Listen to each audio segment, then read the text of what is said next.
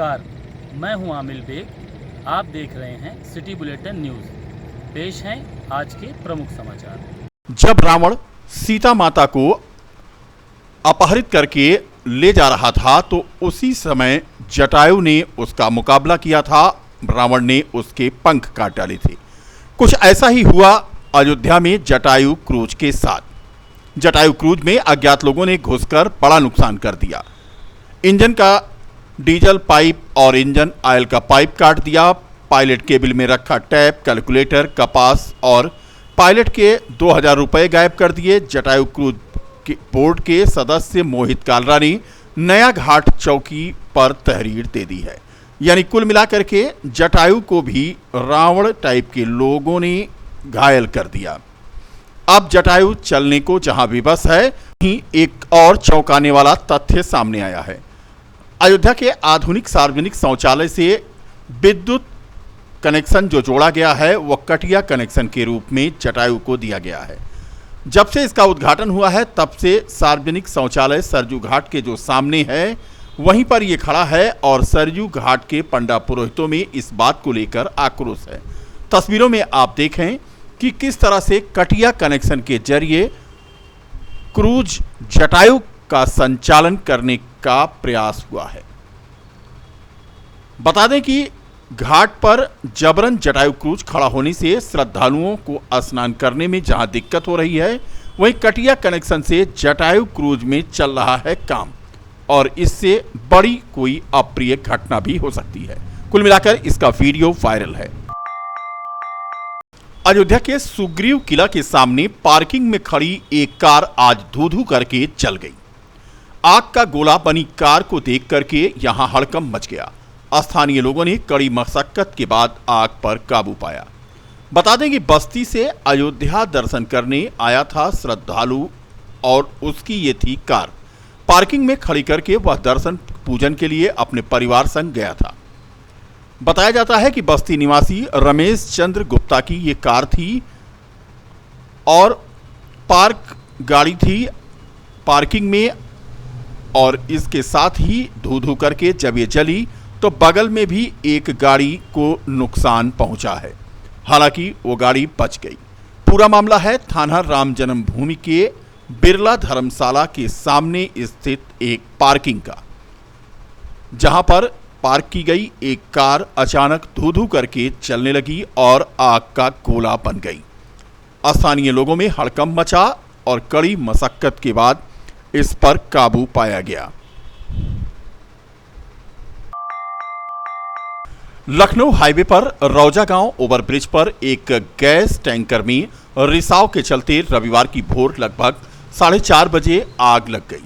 मौके की नजाकत को देखते हुए हाईवे पर वाहनों का आवागमन रोकना पड़ा और फायर टेंडर को आग पर काबू पाने के लिए लगाया गया।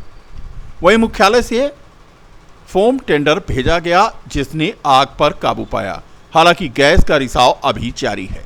मामले में अग्रिम कार्रवाई के लिए सूचना इंडियन ऑयल कॉरपोरेशन के अधिकारियों को दे दी गई है। बताया गया कि मथुरा गैस प्लांट से एक LPG gas tanker capsule Ayodhya होते हुए नेपाल जा रहा था। हाईवे पर गैस टैंकर कैप्सूल MH46H5057 में गैस का रिसाव होने लगा।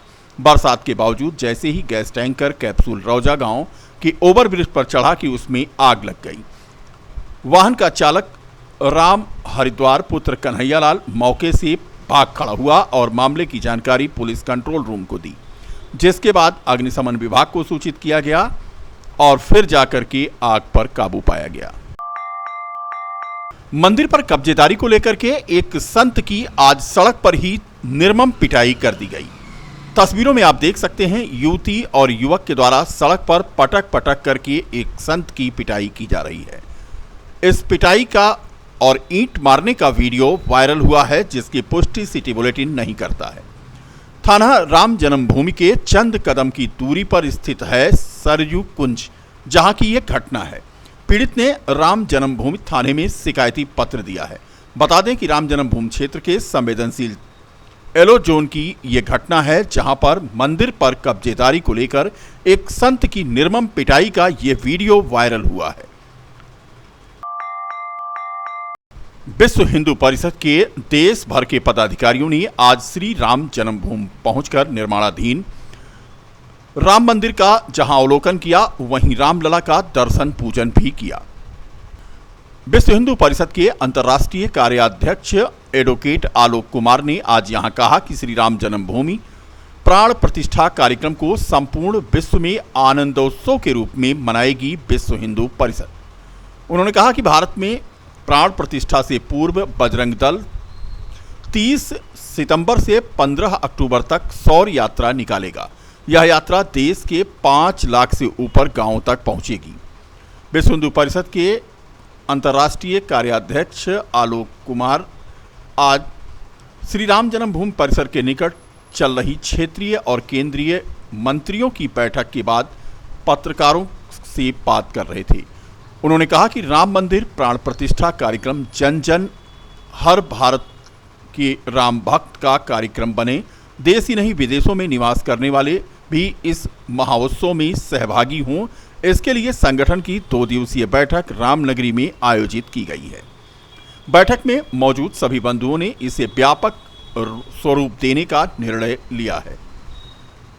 सामाजिक समन्वय के अधिष्ठान के रूप में यह युगों युगों तक स्मरणीय रहेगा। उन्होंने बताया कि देश भर के मठ मंदिरों में प्राण प्रतिष्ठा की उस तिथि को पूजन पाठ, यज्ञ, हवन, आरती होगी। साथ ही हर घर राम भक्त रात में 5 दीपक अवश्य जलाएंगे। करोड़ों भक्तों के बीच प्रसाद का वितरण भी होगा। उन्होंने बताया कि यात्रा मार्गों पर धर्म सभाओं का भी आयोजन होगा। युवा शक्ति के इस महाअभियान से देश में आंतरिक और बाह्य चुनौतियों का सामना करने के लिए हिंदू समाज में सामाजिक समन्वय रूपी एकता और संकल्प का निर्माण कराया जाएगा। उन्होंने बताया कि दीपावली पखवाड़े के दौरान देश की संत शक्ति गांव और शहरों में पद यात्रा और सभाएं करेंगी। विश्व हिंदू परिषद के क्षेत्र मंत्री, संगठन मंत्री ऐसी एक अखिल भारतीय बैठक 2 दिन के लिए अयोध्या में आज संपन्न हो गई। हम सब लोगों ने निर्माणाधीन मंदिर देखा और उसकी प्रगति से बहुत संतोष हुआ। हमने संकल्प किया है कि जिस दिन वहाँ पर प्राण प्रतिष्ठा होगी उस दिन पूरे विश्व में ये उत्सव मनाया जाएगा। अयोध्या के सिविल लाइन स्थित एक निजी होटल में आम आदमी पार्टी के कार्यकर्ताओं ने एक बैठक की। बैठक आम आदमी पार्टी के जिलाध्यक्ष अनिल कुमार प्रजापति के नेतृत्व में संपन्न हुई। जिलाध्यक्ष अनिल कुमार प्रजापति ने बताया कि प्रत्येक महीने आम आदमी पार्टी की ऐसी बैठक आयोजित होती है जिसमें पार्टी के शीर्ष नेतृत्व द्वारा दी गई जिम्मेदारियों के बारे में कार्यकर्ताओं को अवगत कराया जाता है और इसके साथ साथ आने वाले 2024 के लोकसभा चुनाव में पार्टी को किस तरह कार्य करना है उसके लिए भी कार्यकर्ताओं से राय ली गई। उन्होंने कहा कि 2024 के लोकसभा चुनाव को हम दिल्ली मॉडल पर जनता के सामने लेकर जाएंगे। जिस तरह से दिल्ली में पानी माफ, बिजली हाफ और फ्री शिक्षा नीति चल रही है, उसी को हम यहाँ अयोध्या से आगे बढ़ाएंगे। और इसमें पार्टी के लिए आगे क्या करना है, ये रणनीति तैयार होगी। जैसे कि 24 का चुनाव आने वाला है, हमारा संगठन बूथ स्तर तक कितना पहुंचा है, इसकी समीक्षा बैठक है। और आने वाले नवंबर में हम एक भव्य कार्यक्रम जो है अयोध्या में करने वाले हैं, नवंबर अक्टूबर के महीने में सांसद जी का जो है, तो उसके लिए तैयारी के लिए ये सब तैयारी चल रही है। संगठन को मजबूत किया जा रहा है, बूथ स्तर तक पहुंचाया जा रहा है। अयोध्या में पहली बार देश के जाने माने हार्ट सर्जन डॉक्टर मोहम्मद मुबीन सीताराम मेडिकल सेंटर नाका में निःशुल्क ओपीडी आगामी 12 सितंबर को करने जा रहे हैं। प्रयागराज के पूर्व सीएमओ डॉक्टर नानक शरण व वेल्सन मेडिकल हॉस्पिटल लखनऊ के तत्वावधान में निःशुल्क ओपीडी मेडिकल कैंप आयोजित किया जा रहा है। यह ओपीडी शुगर, बीपी, हार्ट के मरीजों के लिए आयोजित की जा रही है, जिसमें कोई भी मरीज अपने हृदय का ख्याल रखने वाले जो और लोग हैं वो भी शामिल हो सकते हैं। पहली बार आयोजित फ्री मेडिकल कैंप ओपीडी का उद्घाटन अयोध्या के सांसद लल्लू सिंह सुबह 11 बजे करेंगे। फ्री ओपीडी के सत्र में शहर की 5 हस्तियों को सम्मानित भी किया जाएगा। डॉक्टर नानक सरन ने बताया कि डॉक्टर मोहम्मद मुबीन देश के जाने माने कार्डियोथेरेसिस्ट एवं वैस्कुलर सर्जन हैं, जिन्होंने 20 वर्षों के अनुभव में 8000 से ज़्यादा हृदय surgery, hole surgery, minimal invasive surgery की है। मोहम्मद मुबीन साहब जो हैं, उन्होंने MBBS लखनऊ से किया, MS किया, MCH किया। MCH cardiothoracic and vascular surgeon से किया है और ये देश के माने हुए और मशहूर कार्डियक सर्जन हैं।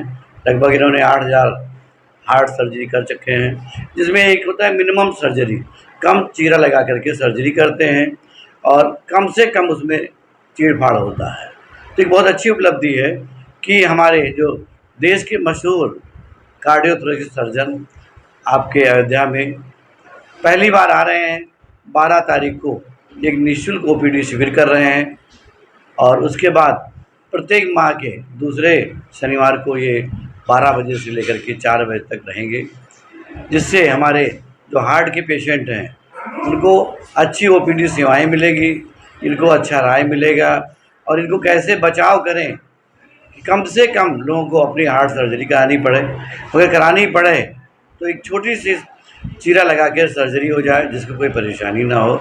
और ये जो है किस तरह से अपने बचाव करें, स्वस्थ रहें और सभी बीमारियों को अपने आप से नियंत्रित रखें। हाँ, ये बेल्सन हॉस्पिटल, जो बेल्सन मेडसिटी हॉस्पिटल लखनऊ में, ये आपका वृंदावन कॉलोनी में लखनऊ में है, उसके द्वारा हमने टाई अप किया है ताकि वो हमारे यहाँ आकर के निःशुल्क पहले सेवाएं दे रहे हैं, उसके बाद बराबर आते रहेंगे और जो भी पेशेंट होगा हम उससे बात करके उनका इलाज कराएंगे और गरीबों के लिए उसे हमने वादा किया है कि कम से कम पे उसका इलाज किया जाए।